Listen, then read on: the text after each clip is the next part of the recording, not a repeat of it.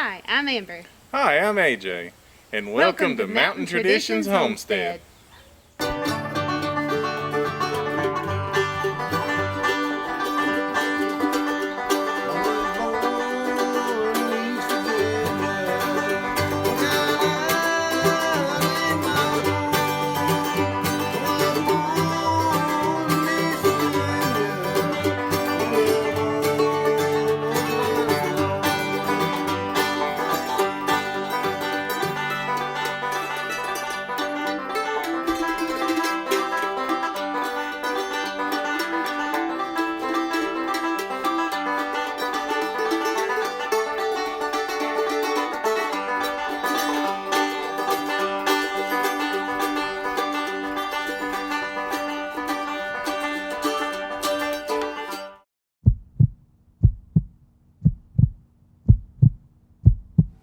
Hey y'all, welcome back to the channel.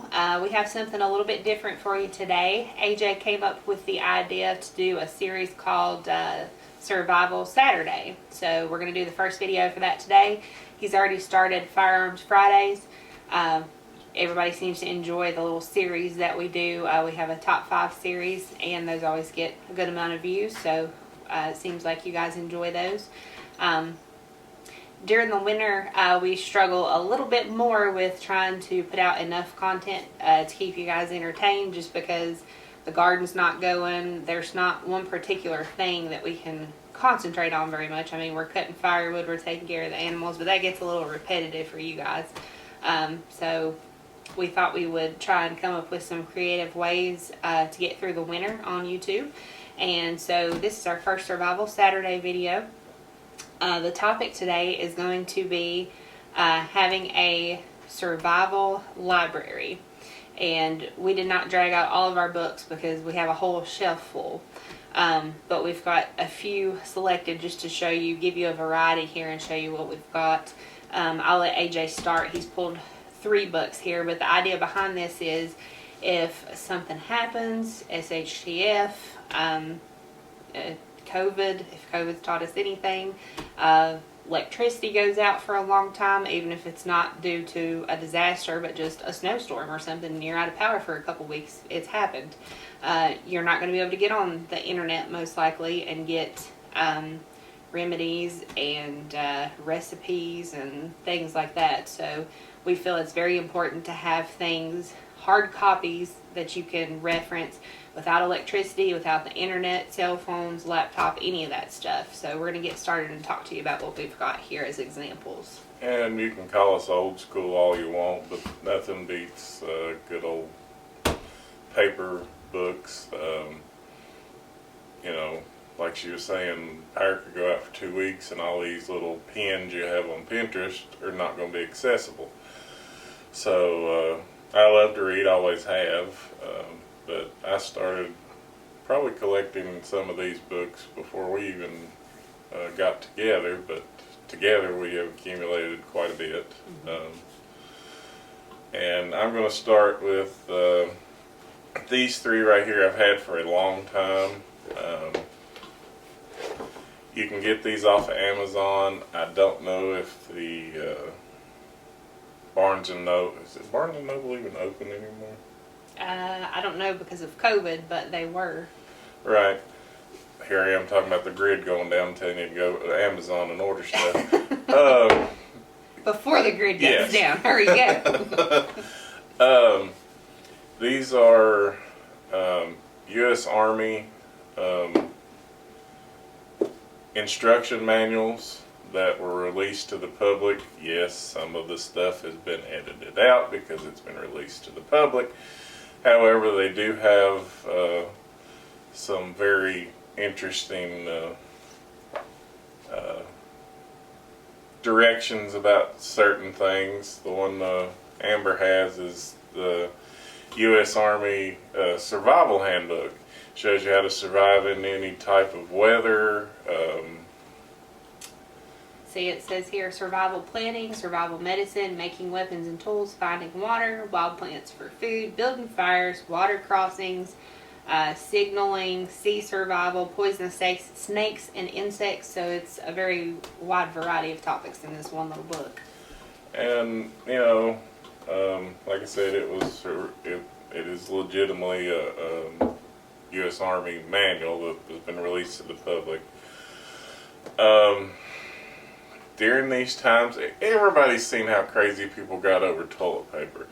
Just think to yourself what it's going to be like when food goes short. Medicine. Anybody that fools with firearms, shooting, hunting, you know how hard it is to find ammo right now. So, I also have these two right here. Well, I'll go ahead and show them to you. One is the U.S. Army Guide to Booby Traps, and the other is Unconventional Warfare.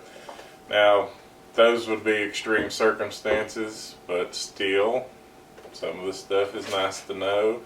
The booby traps especially, because you could utilize them on wildlife for food and so forth.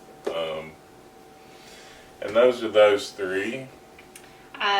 Just to show you a variety, we're not just talking about like actual what you would think of survival situation scenario type books. We also have stuff like beekeeping, which is something that we want to get into. We have so many things that we want to get into. We haven't got to it yet because, for one, beekeeping takes a little bit of investment to get started in. But we want to learn as much as we can before we start. And also, again, if something happens and you can't get online, you can't learn, and we want to get some bees, we'll have a reference guide here. So that just shows you it's a little bit wider variety than what you would just kind of think of as far as survival. This book is Natural Remedies, and this is one of the best ones I've seen. We got this at a local discount store. It's called Ollie's, and depending on where you are, you might not have access to it, but I'm sure that you can get these on Amazon. Matter of fact, before we post this video, I'll look and see if I can find the links to these or maybe similar books if I can't find the exact ones. But this particular book breaks it down into groups of symptoms like indigestion and heartburn, depression, cold and flu symptoms, and then it gives you what herbs and plants are good for those things, and even the recipes and how to make your own medicine. So again, the food supply we know is broken. The the way we get our medicines and medical attention, that's pretty much broken. Again, if COVID's proved anything, it's proved that. So they're two a little bit different than just what you would think, bug out type books. The last one that we pulled out to show you before we show you the books that we have made, if you want to say that, is a complete guide to canning. Again, I know if you guys can, the whole time you're canning, you're going on Google or Pinterest or wherever, how many pounds of pressure for how long do you need to do corn in a pressure canner? Again, if you don't have internet, something like that, you're going to need a reference that you can do, because if you use a pressure canner and don't know what you're doing, you can really hurt yourself and ruin all your food. So, but it's good to have all those recipes printed. I've also got a little book that I've put together that when we try canning recipes, like we do 20-minute green beans, that was AJ's grandmother's recipe. I've got that written down. The way we do our tomatoes, all that, I've written it on a recipe card. After we try it, make sure we like it, and kept it in a book. That way, if something happens and we're canning and don't have electricity, we'll have our recipes. So I will let AJ talk to you about these two. These are not store-bought books. This is stuff we have put together. This one right here, it's a leather-bound journal type book that I got off of Amazon years ago. I've divided it up into sections. Myself, it's all handwritten. I have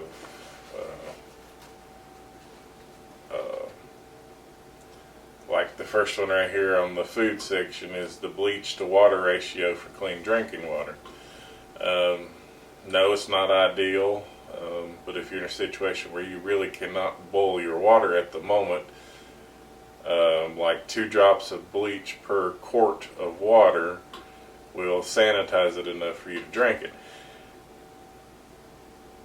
the measurements kind of have to be exact if you can, because bleach can kill you if done incorrectly. But And do your own research. Please don't go off Yes. what we're saying No. and go drink bleach, please. No. Do your own research. Yes, thanks. But like I said, we've got all kinds of recipes in here. I've got a few first aid things in here. This is pretty much like when if we're browsing on Pinterest and we see something and we try it. Like I said, most everything we try it before we put it into the books that we've written stuff in. That way we know what's in there works for us and we like it. But if we're browsing through Pinterest and we see something, it works for us, we'll write it down. If we're watching a YouTube video, we watch Living Traditions and many others, but they're one of the main channels that we've got stuff from that we feel is important enough and we will use enough that we've written it down in this book. So that's where that comes from. And my main goal for this a long time ago was to put as much stuff as I could in one book, so we're not having to, run around with.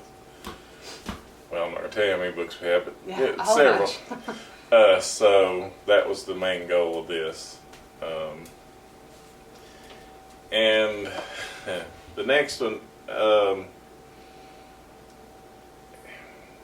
this book, I'm not going to show you what's in it. That's all personal, really. But to us, you need to have plans for certain situations. What am I trying to say? If SHTF does happen, you don't want to be scrambling around with family members, whether it's in your household or if you have a mother and father that live a few miles away. If something happens, you need to know what to start doing immediately. There's no pausing. So you need to have a plan for that. You need to know your area and what's within your range, whether it's walking, driving distance, that sort of thing. Yes, that's what I was trying to say. I always have a plan for anything. This right here, I'm going to show you the back because the front has stuff on it. It's just a 2 or 3 inch binder, but it has a bunch of stuff in it, including detailed plans for certain situations, what each family member needs to do, that type of thing. I would highly recommend that you create something like this and put it where only you and your family know where it's at, and go over it every once in a while so everybody knows exactly what to do. Even though you have a hard copy, you might not be able to reach it at that time. So just, be prepared. When something happens, you don't know if you're going to be at work, if you're going to be at home, what time of the day, middle of the night, if you're going to have light outside. You just need to think about how things could happen. And we're not talking about, again, zombie apocalypse, stuff like that. That's crazy.